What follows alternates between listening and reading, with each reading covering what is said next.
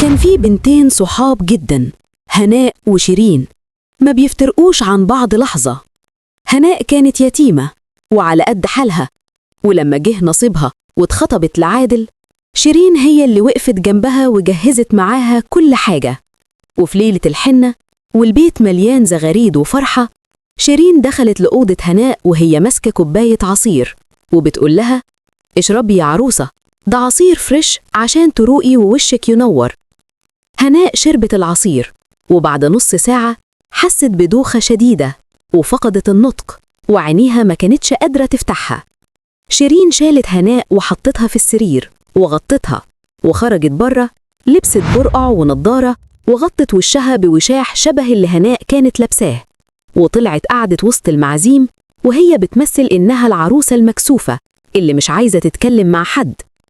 جمال، واحد من قرايب هناء، لمح خاتم في إيد العروسة، مش هو الخاتم اللي عادل جابهولها، ده كان خاتم شيرين المفضل.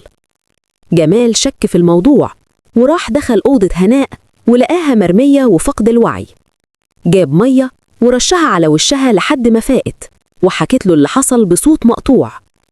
جمال خرج بره ومن غير شوشرة خلى الستات الكبار يشيلوا الوشاح من على وش العروسة المزيفة، والصدمة كانت كبيرة لما لقيوا شيرين هي اللي قاعدة مكانها وبتقبض النقطة من الناس.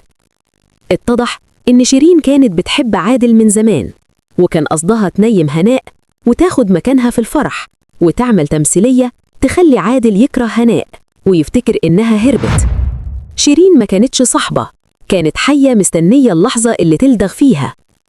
الفرح اتقلب لمأتم لشيرين اللي خرجت مطرودة، وعادل صمم يكتب الكتاب في نفس الليلة عشان يحمي هناء من أي غدر تاني.